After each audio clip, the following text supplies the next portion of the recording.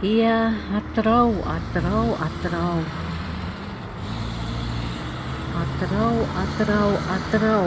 Атыраудың жергілікті тұрғындары өзіміздің қаламыз бен облысымызды не мақтарымызды, не даттарымызды, не жамандарымызды білмей қалдық қой. Біресе мақтаймыз, біресе даттаймыз, біресе жамандаймыз. Оның себебі көп болып тұр. Не істерімізді өзімізде білмей қалып тұр. Бізде газдардың, иістердің неше шырайы бар. Оны біз күнделікті иіске отырамыз. Денсаулығымыз құрып, мұрнымыз бітеліп, тамағымыз қарлығып, дәрігерге барамыз. Дәрігерлер бір-біріне жібереді. Ақыр соңында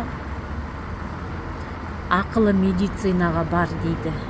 Дәл қазіргі уақытта мен басымда сол жағдай өтіп жатыр. Менің бір сырқаттанғаныма 1 жыл болды. 2 рет ем алдым. Наурыз айында және қараша айында былтырғы жылдың.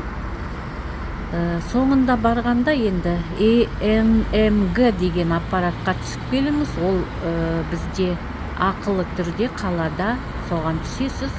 Одан кейін ақылы медицинаға барып, ине алуыңызға кеңес береміз деді. Ал мына көріністі қараңызшы, қандай әдемі көрініс болып тұр, бірақ бізге пайдасыз дегенде де зиянды көріністер бізде өте көп. Қаланың үстін үнемі бірдеңе өртеніп, түтін басып жатады, шаң басып жатады,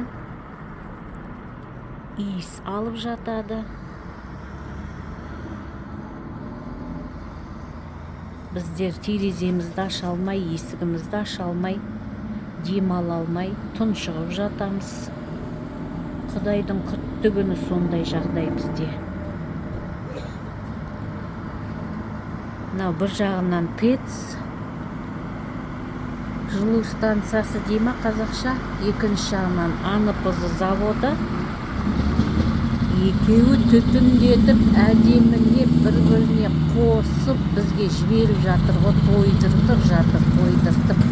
Қаланың үстін қазір камера бере алмайтын болар, бірақ та қаланың үстін түтін басып тұр.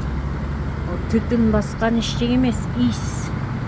Иіс деген күнде дем алғызбайды, терезені аша алмаймыз, күндізде, түнде де. Бізде таза ауа жоқ. Бізге қарапайым таза ауа жетпейді, бізге қарапайым таза су жетпейді ғой. Осындай жағдай бізде, өкінішке орай. Сурет әдемі, бұлттарға барып қосылған түтіндер әдемі, бірақ біздің өміріміз әдемі емес.